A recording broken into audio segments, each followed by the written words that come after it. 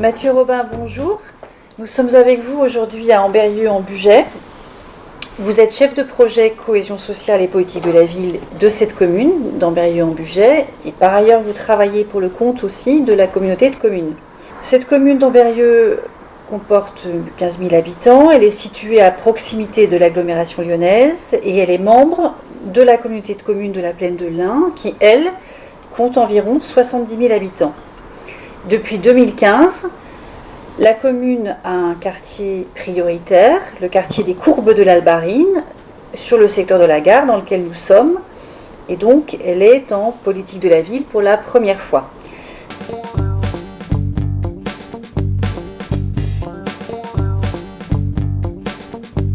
Alors, on doit gérer la croissance d'Ambérieu. On a la chance d'être très très bien situé entre Lyon et Genève.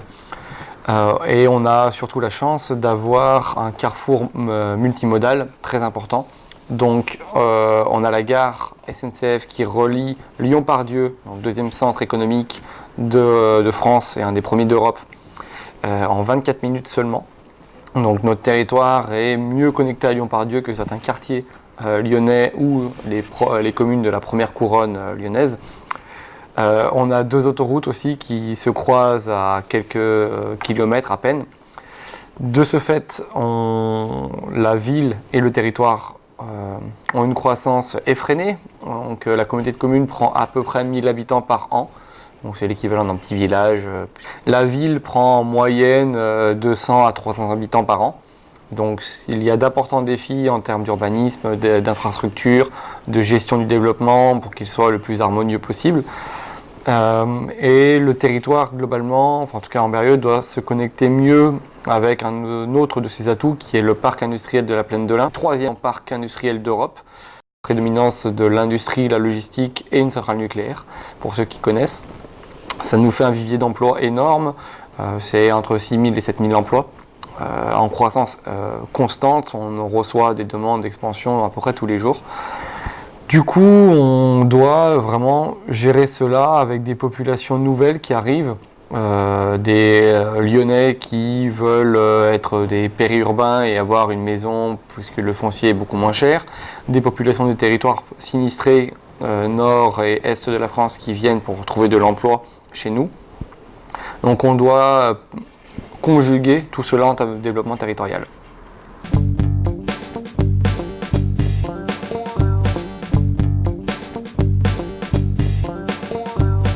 Alors, il y a une réalité assez duale. À la fois, ce quartier va être la porte d'entrée du territoire intercommunal. C'est très clairement le positionnement que les élus veulent avoir en disant on a la gare, on a le futur pôle tertiaire, ça va être la vitrine de la communauté de communes de la Plaine de l'Ain. Paradoxalement, le quartier est coupé du reste de la ville. Il y a une dizaine d'années, une départementale a coupé la ville en deux, une voie de contournement du centre-ville, et il y a une voie de chemin de fer qui est juste à côté. Donc la ville, on a un pont et une trémie. Ça fait une fracture assez forte en termes de topographie qu'on ne résoudra pas. En plus, la ville, il y a une partie basse, une partie haute. Avec ou sans politique de la ville, Ambérieu a toujours été coupé en deux et sera toujours coupé en deux. Par contre, on fait que ce soit de plus en plus permissif, qu'il y ait de plus en plus de transpiration entre ces quartiers. Les gens viennent sur le quartier gare parce qu'il y a une gare, donc ils viennent se garer, prendre le train, partir. Justement, on ne changera pas la voirie, la topographie et autres. Par contre, on peut donner plus de raisons de venir avec du service, avec de l'emploi, avec des commerces. Comment on crée des flux en ne niant pas la réalité et la vie de la cité, mais en jouant avec.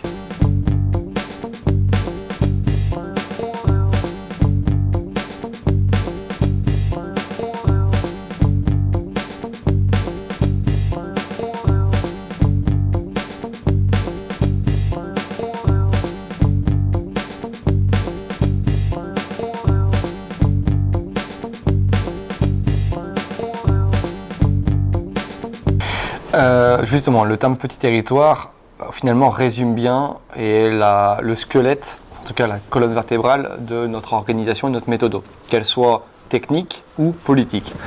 Déjà, mon poste, les élus ont fait le choix qu'il soit donc porté par la ville d'Ambérieu et financé à moitié par la communauté de communes.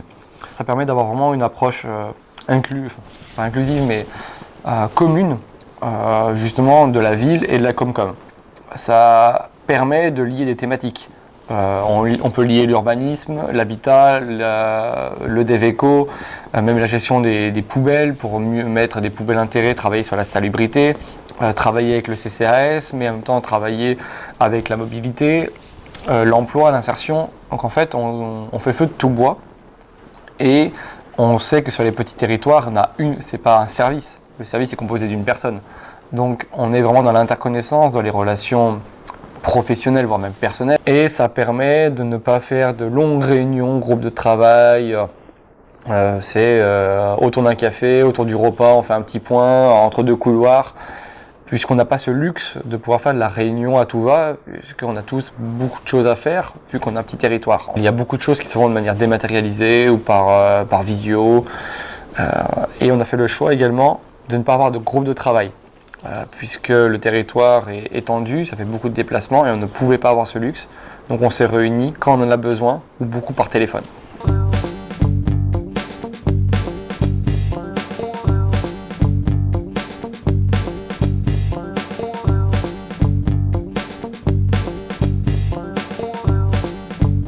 De toute façon, il y a deux façons de ne pas se tromper. C'est soit d'être parfait, on ne l'est pas, soit de ne rien faire. Mais si on ne tente pas, c'est sûr qu'on va soit reproduire des choses qui sont peu adaptées, pas adaptées à notre territoire, ou on ne va jamais innover. L'avantage d'être en circuit court, c'est notamment avec les élus, la capacité à les interpeller, à les voir très souvent. On les voit plusieurs fois par jour, et il nous faut confiance. Donc c'est exemple le lieu où on est, donc il s'appelle Agora, c'est 400, enfin même à la base c'est 575 mètres carrés, c'était l'ancien Pôle emploi qui est déménagé dans un bâtiment plus grand. Et un jour, je suis allé dans le bureau à côté, dans le bureau du maire, je lui ai dit j'ai envie de réaménager ce bâtiment pour en faire le bateau amiral de la politique de la ville. On répond aux enjeux de mixité fonctionnelle. On apporte du service, de l'informatique, une forme de MSAP, mais beaucoup plus avancée. Et donc on coche quasiment tous les objectifs de la politique de la ville. Par contre, on met le paquet. Si on n'essaye pas, d'une part, on ne le saura jamais et on n'avance pas. Donc on ne savait pas dans quoi on s'engageait, très clairement. Je ne savais pas à quoi ça allait ressembler dans 6 mois. Donc on n'avait personne à mettre dedans, on ne savait pas si on avait besoin de tout, mais on a tenté. Donc on s'est rapproché du bailleur Semcoda qui est le propriétaire. On a trouvé opportun de séparer le bâtiment en deux pour y mettre la banque postale pour apporter du service la mixité fonctionnelle. Et après, on a travaillé avec des partenaires, donc la CAF pour tous les reloger ici, 17 autres structures. Après, on a dû avoir de la gestion de travaux, de l'organisation. C'est un bâtiment totalement hybride qui n'existe pas ailleurs et l'objectif, c'est de le transformer en MSAP. Mais voilà, on a tenté. Ça aurait pu ne pas marcher et coûter assez cher aux collectivités, puisque le bâtiment est loué par la Comcom et la gestion est de la ville. Donc voilà, on a encore une fois cette hybridation et cette implication des deux entités.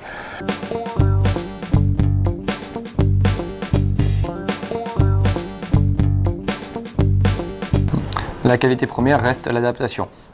Le contexte change très souvent pour les collectivités, c'est de plus en plus complexe, il y a des choses nouvelles assez régulièrement à faire. Mais il faut surtout adapter sa posture et sa méthodologie au territoire dans lequel on est. J'ai besoin de spécialistes en face, de musiciens, qui sont dans leur domaine beaucoup plus compétents que moi, et arriver à déjà leur dire, ça fait pas de mal, et à mettre tout le monde en musique. Bien sûr qu'avant ma présence, ils étaient déjà là et ils travaillaient. Donc ils m'ont pas attendu pour faire des choses. Mais si on n'est pas là pour apporter une petite plus-value, soit ils jouent tous ensemble et c'est cacophonique, donc c'est contre-productif, soit personne ne joue parce que tout le monde pense que quelqu'un fait quelque chose et il y a des zones blanches. Donc l'idée c'est d'arriver à amener ça et ça aide pour tout ce qu'on développe derrière sur des petits territoires. Justement quand je disais tout à l'heure qu'il n'y a pas de groupe de travail, au début, et en ayant été formaté sur les méthodes de projet de base, c'est vrai que quand je présente ça à d'autres collègues ailleurs, ils me regardent comme un extraterrestre. Oui, ça marche ailleurs, Mais chez nous, ça ne marcherait pas. Au même titre que le pilier, le développement économique est dans le pilier 2 et pas dans le pilier 1, comme l'impose la loi, c'est sûrement pertinent dans 99% des cas, pas chez nous. Pour s'adapter, il faut être agile. Il faut être capable d'avancer, de dire tant pis, je fais demi-tour parce que là, ça ne marche pas, ça a changé, il y a une nouvelle opportunité.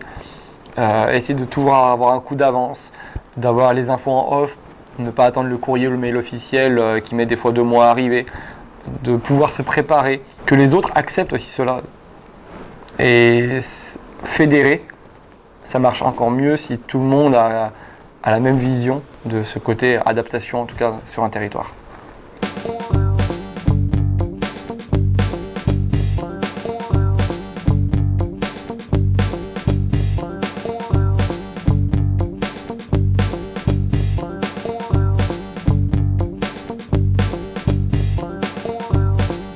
J'ai envie de dire, tout est une question de subtil réglage et dosage. Faut pas oublier qu'un quartier politique de la ville, avant tout, ça reste un bout de ville. J'ai envie de dire comme un autre.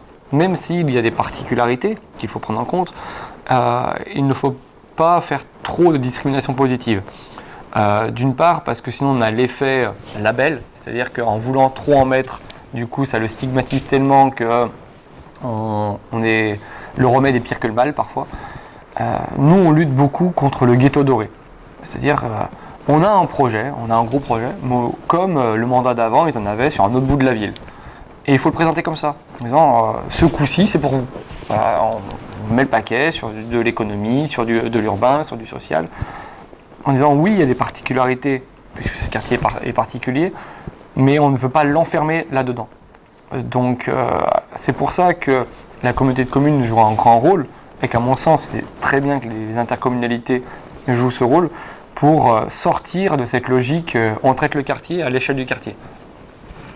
Voilà, c'est le meilleur moyen d'enfermer les gens finalement, le fameux tout en pied de tour. C'est pas comme ça qu'on règle le problème, c'est en créant du flux, mais dans les deux sens. Des gens doivent venir sur ce quartier et les gens de ce quartier doivent aller ailleurs, surtout. Ils font partie de la ville, ils font partie de l'agglomération, ils font partie du département. Donc c'est lever cela. Donc on a travaillé sur ce côté endogène-exogène. On amène des choses fortes sur ce quartier, des sièges sociaux, du service aux entreprises, du service à la population, des actions financées à destination des habitants. Mais il y a des actions politiques de la ville qui se passent ailleurs. Dans cette volonté de dire, il faut que vous arriviez à bouger. Pour ça, mais aussi pour le reste. Vous n'êtes pas assigné à résidence et vous ne devez pas l'être. Ouvrir le champ des possibles, ça permet d'être dans la solidarité, puisque il y a des personnes aussi qui ont des problématiques à quelques centaines de mètres, qui ne sont pas labellisées politiques de la ville. On ne doit pas segmenter la ville. Il n'y a pas des personnes qui ont des problèmes plus nobles, moins nobles que les autres. Donc, c'est vraiment assez subtil, je trouve en tout cas. Et le pire selon moi, ce serait de tout mettre en pensant forcément bien faire. Mais ça se retourne contre nous, puisque le pire serait que les gens restent dans ce quartier, en fait. Qu'il n'ait pas une possibilité d'aller vivre, travailler, faire des loisirs ailleurs. Et là, on crée de l'entre-soi, et là, on crée d'autres problèmes.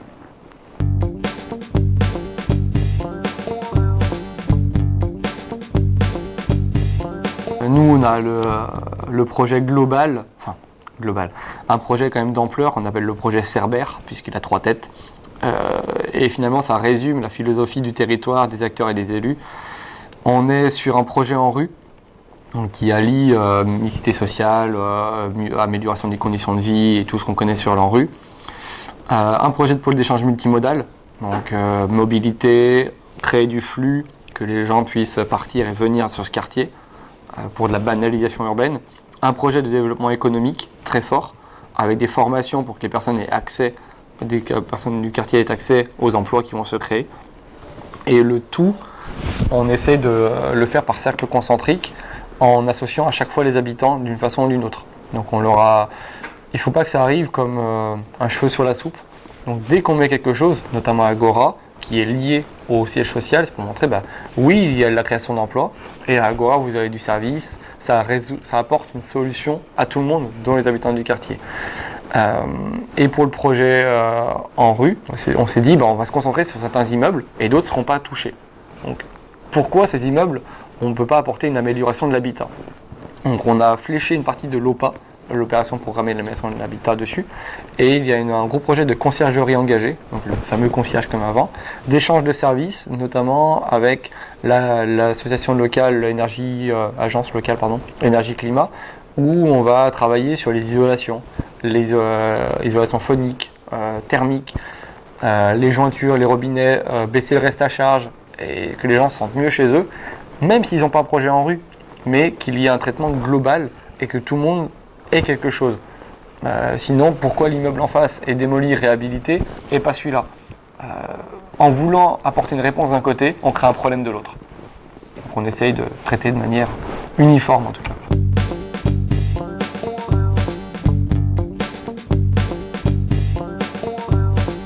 Ce serait d'avoir une approche d'un quartier comme les autres. Pour ça, on peut parler de banalisation. On connaît la banalisation urbaine, ce quartier ne soit pas marqué d'un point de vue urbain ou de morphologie, donc d'avoir un traitement uniforme des espaces publics, des logements et autres. Mais il y a aussi une banalisation plus globale, c'est-à-dire une banalisation fonctionnelle. Ce quartier ne doit pas être uniquement un quartier d'habitat social et avec une gare. Il faut qu'il y ait des services, de l'animation, des espaces publics, de l'emploi, accessible à tous. Qu'on ne se pose pas la question en fait, pourquoi j'irai ou pourquoi j'irai pas. On doit aller là comme on doit aller dans un autre quartier de la ville ou de l'agglomération, et d'un point de vue social également, que les personnes trouvent la même chose qu'ailleurs et qu'ils puissent venir et partir.